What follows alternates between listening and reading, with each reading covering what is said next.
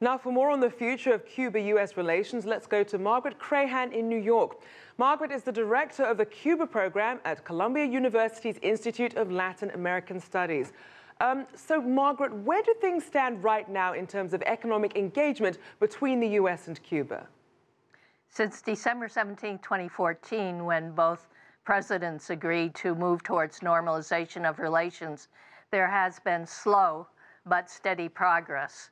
As you mentioned, you have U.S. airlines flying on a daily basis, bringing thousands and thousands, not only of Cuban Americans, but also of U.S. citizens who are tourists. And that has tremendously benefited not only the Cuban economy in terms of hotels, transport, and restaurants, both state restaurants and the private restaurants, but also it has tremendously increased business opportunities for travel agents and other economic interests in the United States, including the agricultural production in the United States, because with the expansion of tourism, you've had a tremendous expansion in terms of the amount of foodstuffs imported to Cuba. And to that point, Margaret, how might Trump then rolling back these policies really affect U.S. business interests in Cuba? It's going to have, if he does cut back on travel to Cuba, it will have a very negative impact on U.S. transport, particularly the airlines, but also the travel agents. The travel agencies have proliferated and expanded tremendously. There are some estimates that up to 20,000 U.S. citizens will lose their jobs in the travel business. And that will be obviously very negative. And also in terms of the profits of U.S. transport, particularly airlines, that's going to be a very negative impact. Now, Trump keeps talking about getting a better deal for the U.S. when it comes to Cuba. What is it that Trump takes issue with about the current situation? I think he's responding to political pressures from Mario Diaz-Balart and Marco Rubio primarily, to a lesser extent Bob Menendez, the senator from New Jersey. If he listened, for example, to Republican representatives in Congress from agricultural states, he would hear a very different story.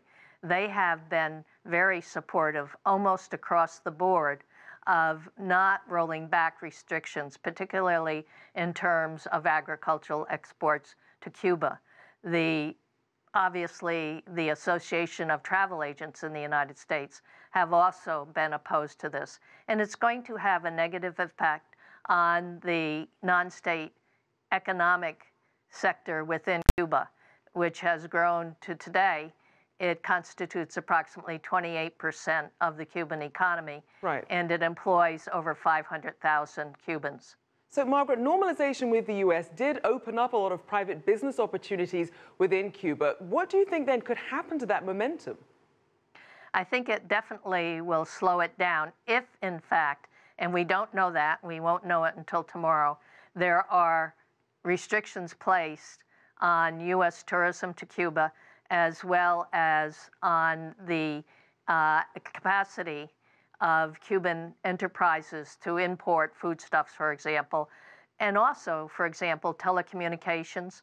Google Chrome has recently expanded to Cuba, and there are a number of other, particularly U.S. telecommunications companies, that either have begun work in Cuba or are obviously interested in doing some. And what would you say are the biggest economic concerns about what this shift means potentially for people in the U.S. and Cuba? Well, certainly, and the travel industry has made this plain to the White House that they oppose any rollback of the restrictions.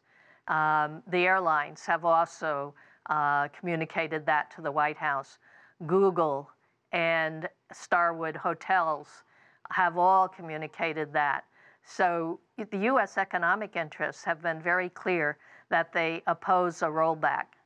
Now, there are rumors to the effect that what will be announced tomorrow will be a prohibition on U.S. economic involvement with any part of the tourist sector that is controlled by the Cuban military. which relates to some of the hotels in Cuba and some of the transport. So that, if it's just limited to that, that leaves at least, I would say, well over 50% of the travel transport industry, as well as the tourist industry, travel agents in the United States, okay. Well, certainly a lot riding on tomorrow's announcement. Thank you so much. Margaret Crahan, Director of the Cuba Program at Columbia University's Institute of Latin American Studies.